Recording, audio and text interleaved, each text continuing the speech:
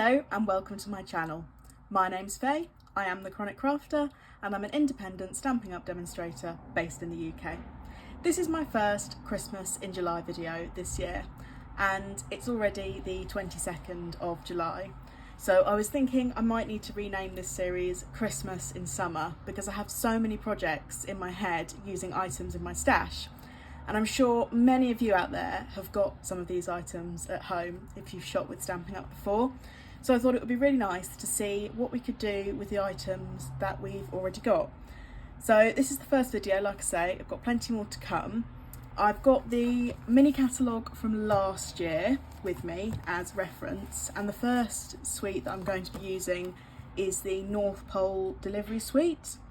I've actually only got the papers in this, so I don't have the stamps, don't have the dies, and I don't have the gems. Like I say, I really want this to be a video where you can use what you've already got. So I will be using the North Pole delivery papers, but I would encourage you to follow along with anything that you have at home already. So that's what I've got as a bit of a reference point, so you can see the colours that are in there. And here is what I have left of this paper. So this one was really good because it came with pop out pieces, which I love because I'm not somebody who does a lot of fussy cutting. I'm not a fan. So these just came out of a sheet and they popped out. So it looks like I've put them in a nice little bag there. So I've got those. And I've then got quite a few random pieces here. And I'm hoping that you're going to have some random pieces as well. Because the first card, I've really thought about how can we use these random pieces that we always end up with. Looks like I have got some nice full sheets left as well. So like I say, whatever you've got, I think it will work for this card. The reason I got the catalogue out was so that I could consult the colours that are used in this cardstock. So if you have got Stampin' Up cardstock that you're using to do this card, like I say, it can be any design. Really nice is that they tell you in the catalogue or on the label on the back of the cardstock which colours are used in that suite. So the first one that's used is Poppy Parade. It looks like I've actually got a card base there ready to go, but I have got to the side of me my Poppy Parade cardstock pack, so I am going to coordinate there. I also have some Pool Party cardstock somewhere, but I don't have any Petal Pink or Garden Green. Again, I've got some Pecan Pie, but I'm guessing that's in the envelopes and the bears. So I'm going to see what I end up with. But the first thing we're going to start with is we're going to make a coloured card base. I have got one here, but I'm going to show you how I like to make my card bases, just in case it's not something you've ever done before. So, making a card base. First thing we're going to need is a paper trimmer, and I like to make card bases using coloured cardstock. I think it really helps our cards pop. I'm in the UK, so I've got some A4 cardstock here. First thing that I am going to do is I'm going to score it along the middle. Needed my words there. I'm going to score it along the middle. So I need to score once and cut once. You can cut and then score, but you'd end up having to score twice. So this is going to measure to 10.5 centimetres, and I'm going to make sure to use the scoring blade on my paper trimmer. I'm then going to flip it round and I'm going to cut my cardstock at 14.8 and a little bit. So 5, 6, 7, 8 and a little bit. And that is going to give me two pretty evenly sized card bases, as you can see there. So one piece of A4 card, two card bases. Nice and simple. Take one of those and I'm going to fold it in half, give it a nice rub along the side. If you've got a burnishing tool, that can be quite useful. So that's our card base. Next thing I'm going to do is I'm going to cut out a piece of basic white cardstock to be sort of a backing piece on this. Again, this can really help our card designs to kind of pop off the page a little bit, whereas if we put them straight on the red, there's a chance that they sort of might disappear into the card. So I'm just looking for some basic white now. Looks like I've got a very tired looking piece here, so I'm going to use this because I'm going to cut this to half a centimetre smaller than my card base. So my card base has now worked out to be 10.5 by 14.8.5. So I'm going to cut my white card to 10 centimetres by 14.3.5. So 10 centimetres, and my cardstock is a little bit bent, so I'm looking for the nicest bit, and then 10 centimetres by 14.3 and a little bit. So there we go, and that is going to go on there like that, so it gives us a really nice looking border essentially, which just again helps our cards look that little bit more spectacular. So I'm going to pop that to the side, and this probably doesn't look very good, so don't worry, I'm going to take you through all the measurements, but here is the card that we will be making. So like I say, it's a really good one for using up those scraps. So I'm going to start by cutting 4 pieces of different sizes from my paper, and I'm just going to have that in front of me as a little reference.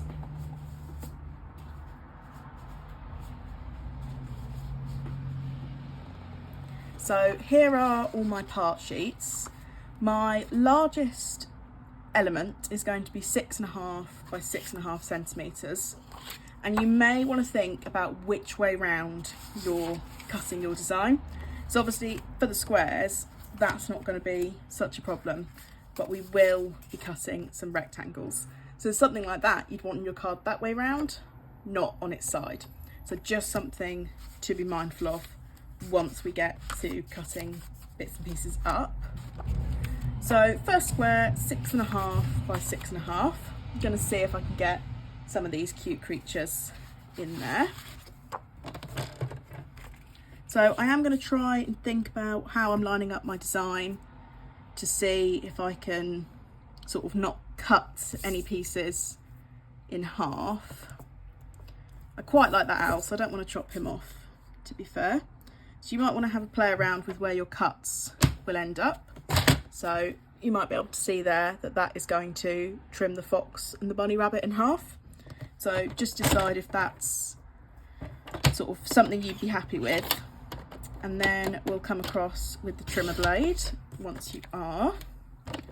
And then I'm going to flip it round, and it does mean that the owl will get cut off, unfortunately. So always going to be something that we have to lose, but I really like the bunny rabbit. And then I want to trim it to 6.5 again. I like the bear, so I want to keep him if I can, but I want to keep this squirrel as well. So I'm essentially taking a little bit off of quite a few sides to achieve my desired result. And it looks like I am going to lose the bear, unfortunately, but sometimes it can't be helped. So that's my first piece, and that is 6.5 by 6.5 centimetres. I'm just going to pop that to the side. We have a second square to cut, and that is going to be 5.5 by 5.5 centimetres. And I'm going to use the envelopes for this. Like I say, I think this card is really good because it should work with whatever you have got in your stash already. I think it would work with a lot of papers, and you'll be able to use pieces that you've already got chopped up. You shouldn't need to use any whole pieces for that. So 5.5 by 5.5. Again, I'm just going to pop that to the side. And we've now got some rectangles to cut. So the first one is 5.5 by 4. And again, thinking about which way around they're going to be, the houses will be on their side. Again, that's the envelopes and post box design. Don't be afraid to use plainer pieces as well. It can help the card balance out. So don't think you need to use all the busy patterns, so to speak. So I might do that. I might do this nice spot. So I'm going to trim it to 5.5 by 4. So quite a small rectangle, this one. There we go. So I'll use the spots. And then our next rectangle is going to be 3 by 6.5. So again, it's going to be quite small. I might go with the squares this time. So it'll be 6.5 by 3 centimetres. So it is quite a titchy one. And depending on the paper that you're using, you might have a piece that has a small design that works quite well, or you might need to go for what I'd call the plainer side. So on the little rough piece I've made, I'm using a circle. Now my circle punch is 2 3/8 measured in inches, which is about 6 centimetres across. But if you've got a circle punch that's slightly smaller, that would work brilliantly as well. So don't worry about having something that's the exact same size. I just find it so much easier having the circle punch to hand. I think it really does make a difference. And I am going to use plain cardstock for this. Entirely up to you if you want to use a coloured cardstock, maybe a pale one. There is Pool Party in the papers that I'm using, or we could go in with a white cardstock, which thankfully I've got a piece perfectly sized from where I did that trimming. So that's going to be my circle. And then you'll probably notice as well, I've got something overhanging, which looks a little bit odd. If you have ribbon in your stash, use that. If you don't have ribbon, don't worry, you're going to trim some paper. So I'll be using ribbon, and my ribbon is about 1.5 centimetres in width. And I will want to trim that so that it wraps around my card base, so I basically hide my edges. However, if you don't have ribbon, or you don't have ribbon that's thick enough, or you don't want to use ribbon, that's absolutely fine. You're going to cut a piece of paper to 1.5 centimetres by 9.5 centimetres, and that can be pattern paper or it can be plain paper, entirely up to you. So you can definitely make that work depending on what's in your stash. So that's going to be my ribbon. And next thing I want to think about is the sentiment that I want to use. So I've got a few Christmas stamp sets, and I'm sure I'm not the only one out there who's built up a few over the years. So I'm just going to find one that fits my circle, basically. I have got this one, which again was from Stamping Up last year. I've lost the Happy Birthday stamp, which is really annoying because I love this set. It's got a cute little sausage dog in it and a llama as well. But it has got a Merry Christmas stamp, and I haven't lost that one. So I'll be using that, and it fits my circle perfectly. So probably meant to be, I would say. In terms of ink colour, again, that's entirely up to you really. I do like to try and coordinate wherever possible, but I don't think I have a Poppy Parade ink, which probably surprising given how much I use Poppy Parade. And actually I don't just use it at Christmas, you know, it's great for Valentine's Day as well, it's great for birthday cards, it's quite a celebratory colour, but I don't think I have it as an ink. So I'm just going to work out which one I think will go nicely here. I do have quite a selection of ink pads. I have got Pecan Pie, which is used in the set, but I'm not sure I want to use brown. Like, a little bit of brown I don't mind, but I'm not sure I want to use it for my sentiment. So I'm just trying to decide, I guess. Gorgeous Grey, it's not used in this suite, but it is one of my favourite colours. I probably use it way too much, and I think that red and purple go really well together.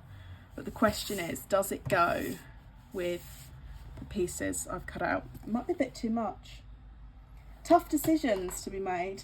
It's quite boring. I think I'm going to go with black, which I think if I had it, I'd use the Poppy Parade ink. But as I don't, I'm going to go in with a nice, clean and crisp black ink. Boring, yes. But like I say, use what you've got. I think this is a great card for just using what you already have.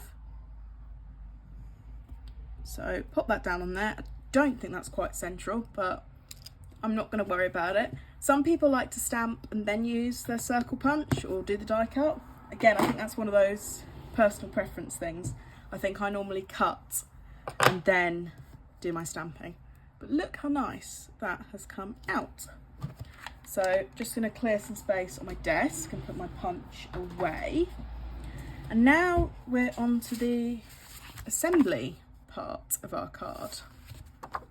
So something I've been using a lot recently, I always used wet glue for everything, but I'm a convert to the tear and tape adhesive.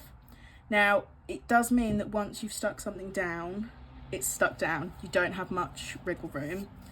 So one of the things I would suggest is lay your pieces out on your white panel before you stick any of them down, and that will help you to make sure that they get stuck down evenly and that you're happy with the placement. So we've got small square, big rectangle, small rectangle, big square is how we're laying those out.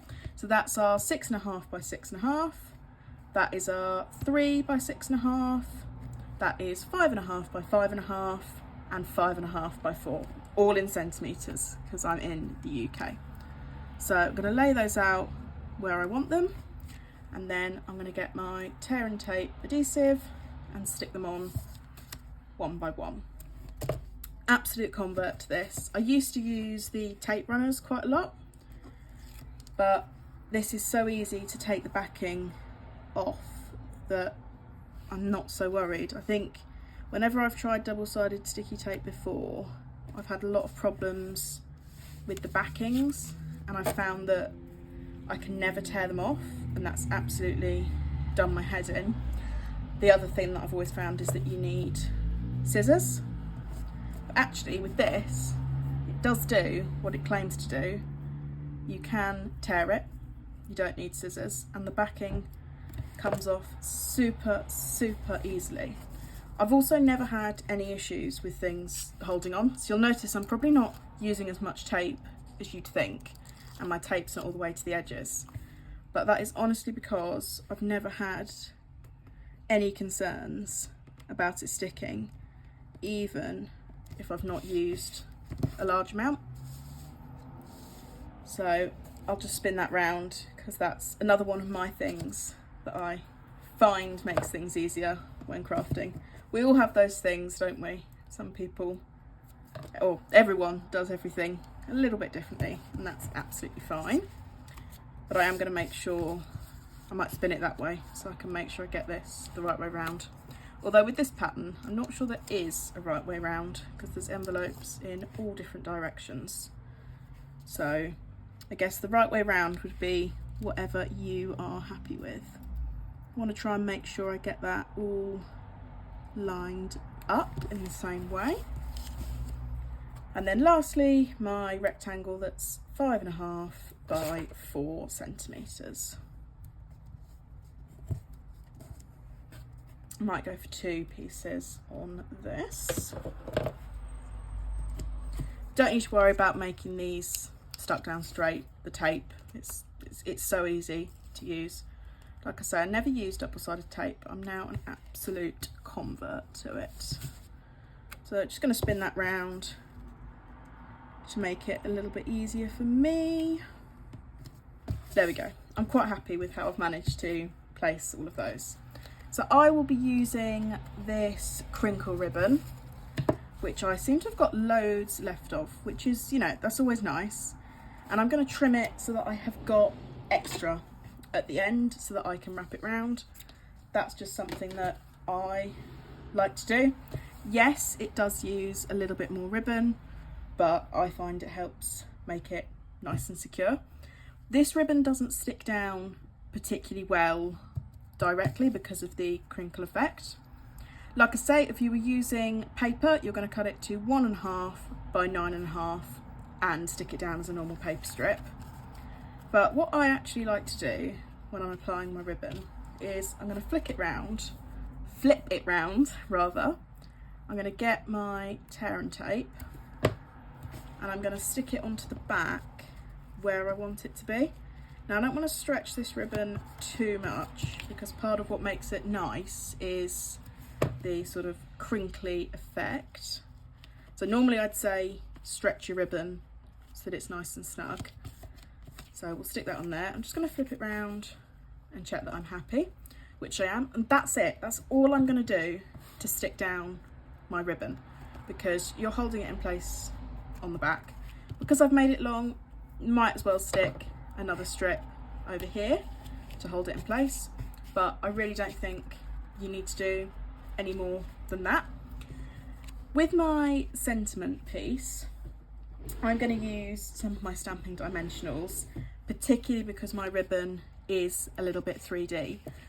So I'm going to stick them sort of along the top and the bottom part of my circle, and that will just keep everything looking a little bit neater, a little bit more uniform, rather than me trying to squish it down as though it was a normal flat card base.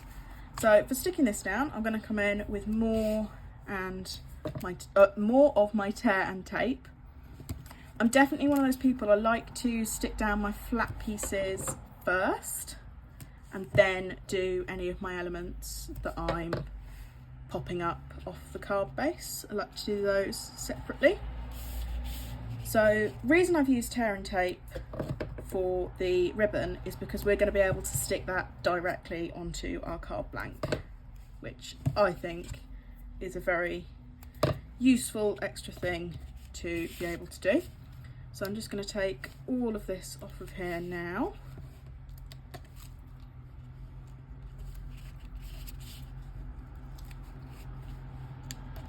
See, look how easy that comes off. It really, I dismissed it at first because I'd had so many bad experiences with other double-sided tape. So I didn't buy it for ages and said, oh, I'll buy the tape runner. They're all right, can cope with those. But actually, loving the tear and tape. So I want to make sure that I'm getting this nice and neat onto my card base. Try not to have any wonky sticking.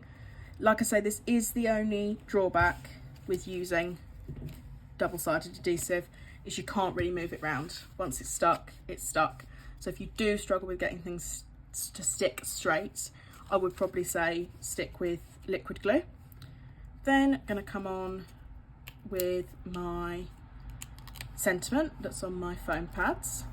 I think this circle probably is a bit large, particularly because I've used a white cardstock, but like I say, you want to be using what you have already got in your stash at home. So in theory, that's our card finished. I'm going to come in with the pop-out pieces that I've got, and I'm going to see if there's any that are small enough to sort of add a little bit onto this design. So we've got a cute little hedgehog here. He might look quite nice on there. We've got some presents. So that is one of the reasons I really liked this set, was because of the pop-outs that it comes with. And it looks like I've definitely got quite a few of them left over, which is always nice. Hedgehog facing the other direction. I think he might be nice down there. So this is definitely where I start to get a little bit precious with how I lay everything out. And if you don't have pop-out pieces, then stick-on gems would look really nice on here. So I think I'm going to use this bunny, but I'm actually going to stick him there rather than on here. And again, he is quite small, so wet glue might work a little bit better, but I'm going to come in with a small piece of the tape and just pop that on the back of him, because I think that would be a nice addition to this card. And it really is just sort of a case of build it up how you would like, and depending on what stamps you've got as well. So I think that hedgehog would look nice, and I'm going to have him sort of hanging over the edge of my sentiment circle.